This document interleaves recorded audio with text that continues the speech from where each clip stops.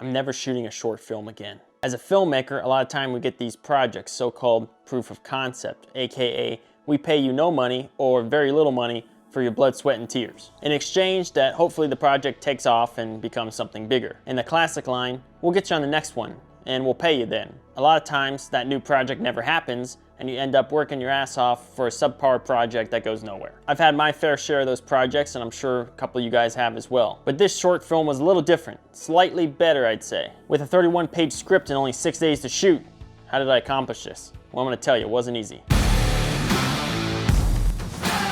It all started with the script, where most projects start out. It was a script from an actor I worked with on a previous project called Miracle at Manchester. The film did pretty decent with a heartwarming story about a high schooler who had terminal brain cancer. He ended up surviving even though the doctors only gave him a 5% chance of living. It was also a true story and a pretty amazing feat. I enjoyed shooting that project even though it was quote-unquote a shit show at times, what project isn't at some point. I shot that film with a 90-page script in only 16 days, which was crazy enough with the 10-person crew that we had. That movie was a very high-key kind of feel and there wasn't many options to do much creative work on the DP side. Not a place where I can do more artistic and dramatic lighting. Some of the night scenes we could do a little bit more dramatic, but most of it was high-key to the max. On the bright side, I did get to work with Eddie McClintock for the second time, who was the director this go-around. He was also acting in it and he's an all-around great guy and superb actor. He was in the TV show Warehouse 13, which ran for many seasons on Sci-Fi, if you want to check him out. So during that project, I met a younger actor who had a small part, and he seemed to take a liking to my work on the production monitor. I thought nothing of it, but later in the year, he called me up that he had a project he wanted me to shoot.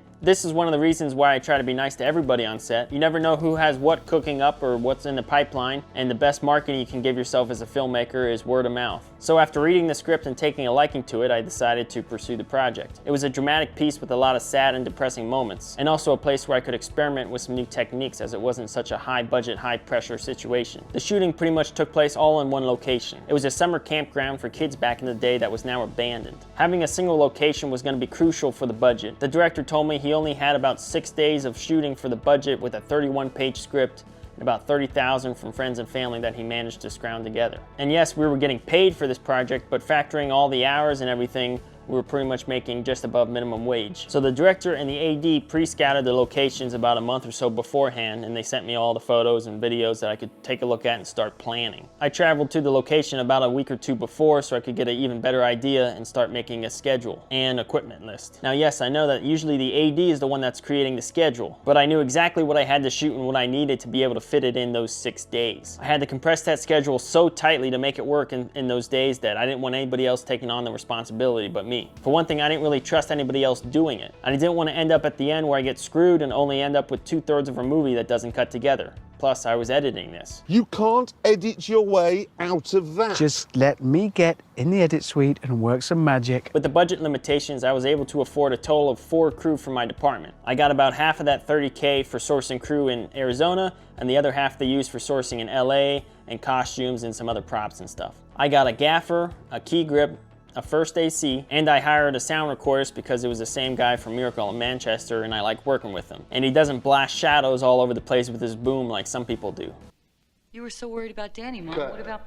Sorry, I had to cut. Les, your boom's all over my frame. The first AD was able to source a second AC and a costumes and makeup person from LA. So altogether about a 7 to 8 person crew, so pretty small. From my side of the crew, we had the 15K, which may sound like a lot, but once you start adding up payroll for everybody, it adds up pretty quick. Everybody was making $350 a day for a 12-hour day, which if you do the math is around $30 an hour, which isn't too bad, but we never did 12-hour days. The days were usually 14 to 16 at the average, which makes it more around $20 an hour, and then you gotta factor in the driving to and from set. So a little bit above minimum wage, could be worse, nothing like a corporate job for sure, and they did include housing and food for the week for us as well. So with the scouting all done, I put together a schedule that was down to the minute. It was more of a blueprint for the film. And yes, I know things will constantly change on set. It's not a law book, it's a guide. You have to be able to adapt and overcome because problems and challenges will arise on set. The director, who also wrote the script, was a first-time director. As always with the first-time director as a DP, you kind of have to guide them on what to do because they might not have a lot of experience as a director yet. Wolf, how was that for you? I still think it should be handheld. God damn it, it's not going to be, all right? I want it on the dollar, so why don't you just forget about it? I was able to keep the cost down for camera and lenses by using my own kit package. I basically threw it in because I wanted to shoot on my Arri Alexa Classic and some nice cinema lenses for this project. If I didn't offer my package, we probably would have been shooting on some kind of Blackmagic setup, and due to the quickness of this film, I wanted to have as much dynamic range as possible when we get to the edit. I knew a lot of the lighting was going to be sparse at times, and to have that extra bit in post can really save you. For example, this shot on a mountain that we did, balancing the sunlight and the backs of the actors. Or these night scenes in the bedroom that we did using minimal lighting. Now yes, I know the camera is a little overkill, but for this type of film it was a mostly static tripod film, so weight wasn't too much of an issue. And by using zoom lenses instead of primes, I was able to just punch in and change shots quickly, and there was minimal setup time. So the first day was a 16-hour shooting day, and a lot of the crew wasn't happy, and that was to be expected. And with a short turnaround time, the next 5 days just seemed to kind of go downhill. From constantly lugging gear in off-road terrain, to the hot weather, to last-minute changes and resetups, the list can go on. But we were getting the shots that we needed, and the director was happy, but at what cost? So with these low-budget films, there's always a trade-off when picking a crew. The question is, do I go with someone that's more experienced or less? A more experienced person might do a better job with their experience, but they might also just care about, what's the pay, what's the hours? Or do I go with somebody less experienced who's more willing to give it his all just to get a foot in the door and work his way up because he wants to learn? With a tight budget constraint, there's always this trade-off. Filmmaking can give you everything, but at the same time, it can take everything from you. Working with a small crew is nice because the mentality isn't like a big budget film would be. The mindset is a lot different. So we ended up getting almost everything shot that we needed and had a decent first cut. Over the next few months, I edited the project. I did end up going back with the director to get a few pickup shots that we couldn't get during the main shooting, and we used minimal lighting for most of those to keep it simple. So a lot of times, the lower level crew doesn't see the full picture. They are there for the job, and usually they're only concerned about the pay or the hours. They don't always see the vision like you might as a DP or director. So when you're picking out your crew, make sure you pick wisely, as you're gonna be working with these guys for many days on end and pretty much paying them nothing. And a good or bad crew can make or break the production. Now, pushing a crew to its limit can only work for so long. And yes, I had to do that myself on many other days, and I might have lost some respect from the crew at some point. I was fully committed to the film, and I did what I had to do to make this a successful project as best I could. Not just for me, but everybody involved. Tension and nerves can always arise on set, and there's always going to be a breaking point. There are always going to be complaints on set, no matter how good or how bad it is. Filmmaking was never easy. If it was, everybody would do it. Spending an extra 30 minutes for a scene because the lines need to change or an actor can't get in the zone can make or break the film in the long run. Chad, I don't think the lying on the bed is quite working. Let's try one with the original blocking. What is that? Been so many changes.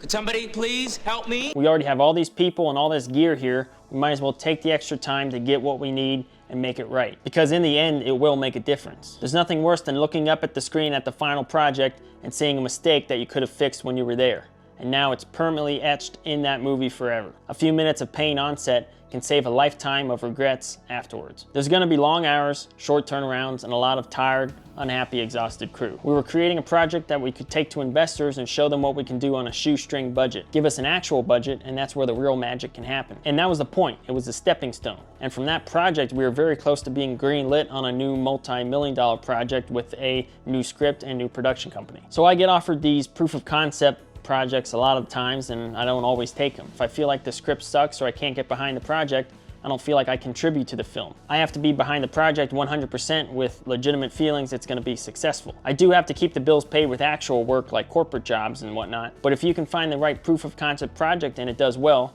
great things can come in the form of a full feature for that short or a new project altogether. But in reality, a lot of these projects end up going nowhere. There were times when we weren't able to get the lighting right on a turnaround for coverage. It was a trade-off every day. Take the time making the lighting perfect and sacrifice coverage, or make it close enough to get the coverage you need to make the film a complete film. As a DP, I hate when the lighting doesn't match, but I hate even more not getting enough coverage to make it a complete film, especially with time constraints. Will your film ever be perfect? No.